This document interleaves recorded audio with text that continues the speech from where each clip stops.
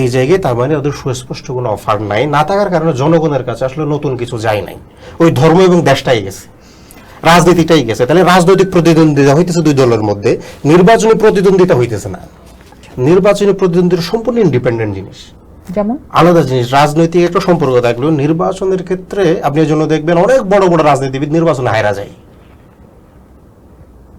আবার দেখবেন যে অনেক লোক যে খুব ভালো রাজনীতিবিদ না, দলে ভালো পদ নাই, কিন্তু নির্বাচনে জিতে আসে। ইলেকশন স্ট্র্যাটেজি এবং পলিটিক্যাল স্ট্র্যাটেজি ডিফারেন্ট জিনিস। ইলেকশন হলো পুরাটাই জনগণের স্বার্থ অনুযায়ী জনগণকে আপনি কি সার্ভিস দিবেন তার ট্যাক্সের বদলে এটা অফার করা সরকারে গিয়ে।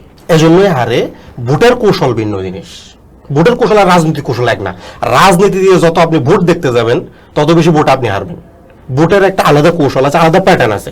ভোটের সময় মানুষের সাইকোলজি ভিন্ন। ভোটের সময় মানুষ দেখে তার লাভ কি হইতেছে। এই জন্য 100 টাকায় 500 টাকায় 1000 টাকায় মানুষ ভোট বিক্রি করে না, কারণ সে বলে যে আসলে তুই যে একবার পাইছে এরপর তার পাবো না, এখন যা পাই তা দিয়া দেয়।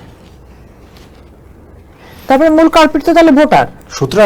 সুতরাং পয়েন্টটা হলো যে আসলে মানুষের কাছে এই যে বলতেছেন যে কোন প্রচারটা পৌঁছাইলো, প্রচারটা তো আসলে যার যে রাজনীতিটা আগে থেকে ছিল ওই রাজনীতিটা অলরেডি মানুষের ভিতরে বিদ্যমান ছিল। মানুষ জানতো জামাত মানে ধর্মভিত্তিক দল, বিএনপি মানে হলো দেশ প্রেমিক বা জাতীয়তাবাদী দল।